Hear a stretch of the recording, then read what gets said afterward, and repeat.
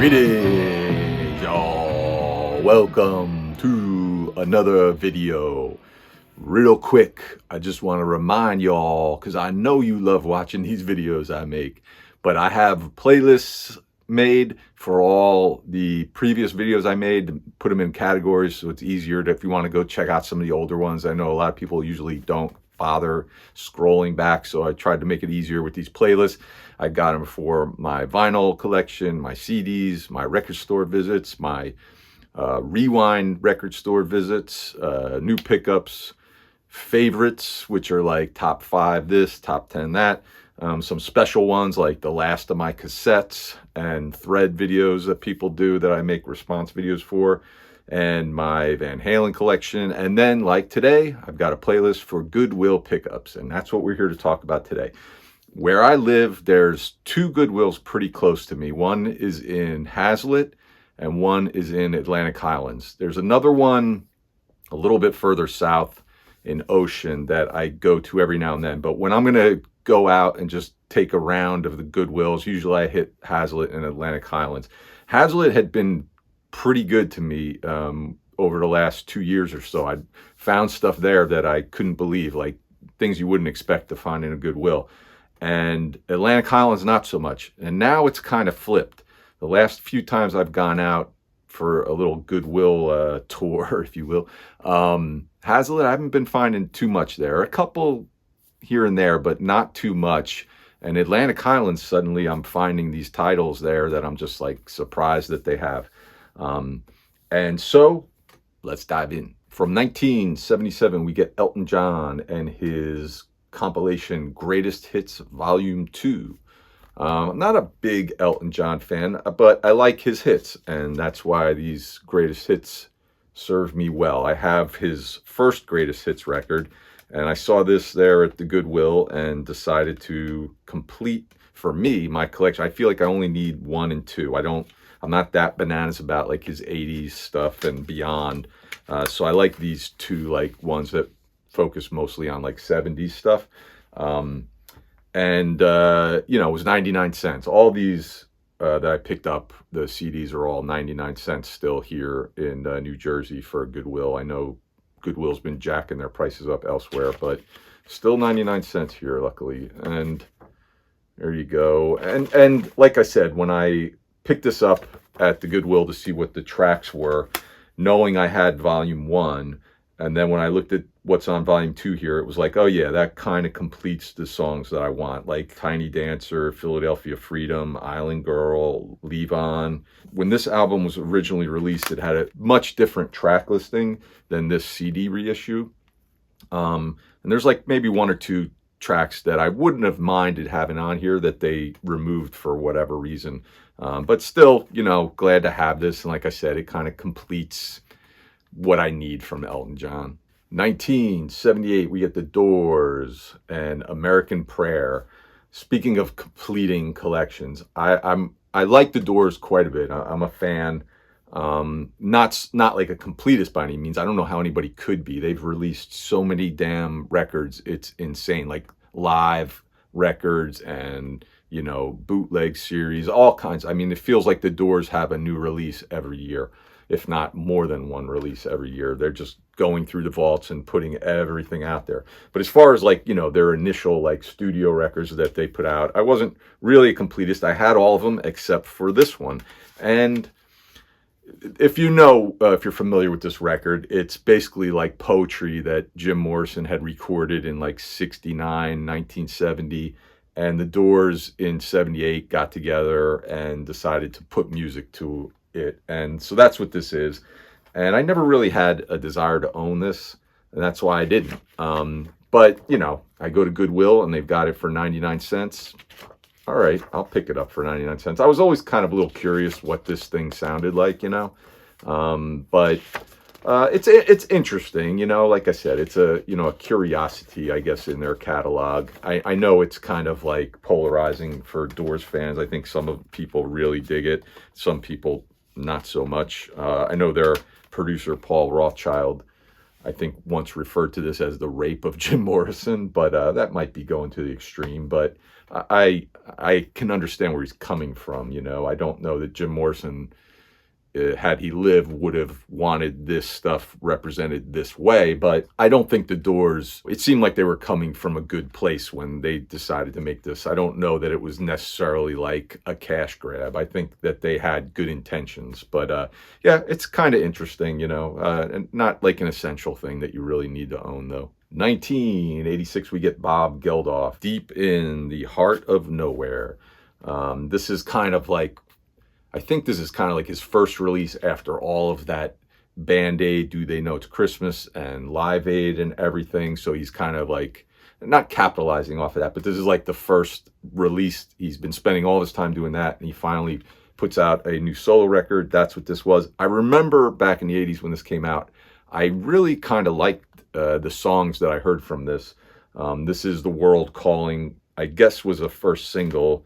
They even kind of put it on the cover of the album, which I don't know, makes you almost wonder if the record label wished they named the album that instead of the title. And Love Like a Rocket was another one that I really liked. So I remember hearing those songs or seeing the videos and kind of liking those songs. And I remember wanting to pick this up back then, but I just never did. Of course, back then, if you were going to buy one of these CDs, you know, it was 15, 16 bucks. So, you know, you really had to want the record. And I guess I just couldn't commit to putting out that much money for this album, not knowing if I really would like it. But I did like those two songs.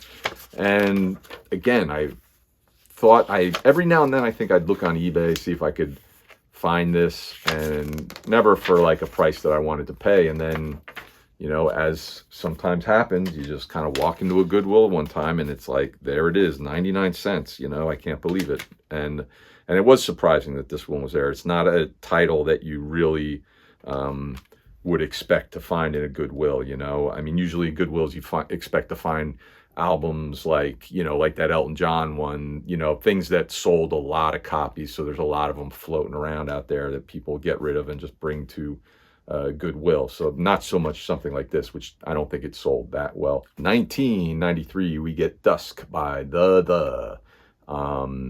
This is their final album with Johnny Marr. I had been looking for Soul Mining by The for a long time, and I finally picked it up maybe a year or so ago, and that was kind of all that I really was looking for by the band. And then this one, going to Goodwill, and again, this is not necessarily a title that I would expect to find there, but they had it. So I grabbed it, and I've listened to it like maybe once. It's kind of interesting, not bad, kind of alternative rock if you're not familiar with them. But I haven't spent a lot of time with this one either, and certainly for 99 cents, I could not pass this one up. 1997, we get Troublizing by Rick Ocasek from The Cars. I have two of Rick Ocasek's solo albums, and I like both of them quite a bit. I don't know that I was ever really looking for any of his other stuff. But again, this one, 99 cents, it's not something that you really come across very often, certainly not in a Goodwill. But I decided to grab it just to listen to it. And it's pretty good. It starts off really strong. Got a little bit of that Cars feel to it early on. Then it kind of settles in, and it kind of like the back end of the album kind of lost me a little bit. Not because it was bad or anything, but I just maybe kind of zoned out. I just need to give it a couple more listens and really kind of pay attention, you know. But the beginning of the album, the first couple songs on this record, I really remember liking. The Next Right Moment, Hang On Tight. They were really good. Billy Corgan contributes a bit to this album. He co-produced it with Rick Ocasek. Pretty interesting pickup. 2000, The Best of Motorhead, 2 CD set, 99 cents, 2 CD set at Goodwill. Not a big fan of Motorhead. I know a few of their songs. I think I was kind of, if I had found like Ace of Spades or something, I think I would pick that up, but I never see that in stores or anything like that. But again, I go into Goodwill, I see this there, and it's just like, wow, didn't expect to see that here. And so I grabbed it, and it's pretty good. I mean, 2 CD set, it covers their career from like 77 to 2000. So, you know, I mean, it's chock full of stuff. I mean, more or less everything you'd kind of want from Motorhead is in here. Although the one song that I really, really like by the band called Dance, unfortunately is not. If that song had been on here, I think I would have been like, yeah, this is a great score, perfect, you know. I mean, it still is a great score. You can't, I mean, a 2 CD set by Motorhead for 99 cents. I mean, you can't really call that a bad score. Booklet's a little beat up, but that's okay. I'm not that particular about that kind of stuff. But yeah, like I said, I mean, it's just full of like kind of everything you'd want from this band. There's a few tunes on here not by Motorhead. Girl School covers one of their tunes on here. Then there's a combo tune by Girl School and Motorhead playing a song. And then there's the song Motorhead by Hawkwind. And there's also 4 previously unreleased tracks on here that were recorded in like 1981 that are added on the set here. But yeah, I mean, you know, great one. I've barely even scratched the surface on this CD, so you know, I still got a lot more listening to do with Motorhead. 2011, we get CSS and their album La Liberation, kind of a synth electronic pop band. I've been a fan of them for quite a while. I think I first discovered them in like maybe 2007 or 8 or something like that. Got a few of their records, really good, kind of upbeat, kind of bouncy material. And again, you know, this is not something I would expect to find in a Goodwill. I know I'm repeating myself over and over again, but it just, when I walk into these Goodwills and I find stuff like this, it just surprises the hell out of me, because you always expect it to just be like chock full of, you know, Shania Twain albums and Sarah McLachlan albums and Madonna records and, you know, stuff that there's millions and millions and millions of copies of out there. So it's not a surprise when you see that stuff. But stuff like this that you figure, you know, I mean, how many of these were actually made? How many were sold? So you don't really expect to find this in there. But, you know, it's always cool when you do. So yeah, this is a really good record. Some of the tracks on here I dig are Hits Me Like a Rock, Echo of Love, You Could Have It All, and Fuck Everything.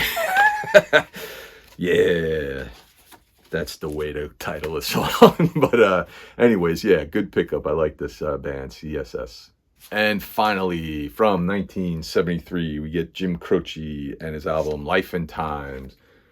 Vinyl from Goodwill. I never ever find vinyl worth picking up in Goodwill. There's been a few times where I've found stuff that like I was tempted to buy, but ultimately passed on because maybe it's super beat up, or the record, I open it up and then the record's scratched a little bit.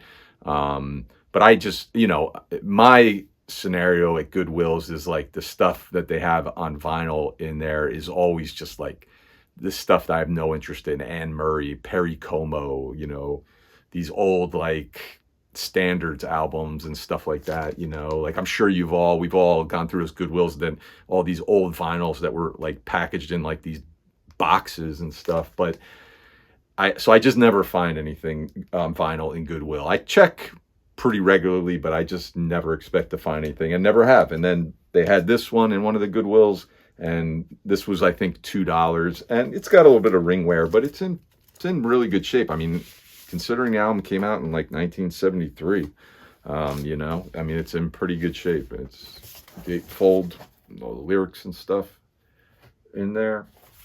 And you know, I like Jim Croce. I have a CD by him, a best of, and you know, that suits me fine. This was like the last album released by him before he passed away. This was released in early 73. I guess he passed away later that year. I think it came out in early 73, but he passed away in, I think, September, tragically, in a plane crash. And, you know, I like him. He's kind of folk rock, if you're not familiar with him. I mean, my favorite song by him is Bad Bad Leroy Brown, which is on here. I have fond memories of hearing that when I was a little kid, like on road trips, it'd be on the radio and stuff like that. Roller Derby Queen is really good. It's just, you know, really fun, you know, that kind of folky storytelling kind of lyrics in his stuff. Every now and then I go down like a rabbit hole and watch videos of him performing on like TV shows or stuff on YouTube and things. But yeah, it was just really cool to pick this up. I'm really happy with this, you know, kind of nice to own. So that's everything from the Goodwill haul this time. I appreciate you watching as always, and I'll see you another time later on.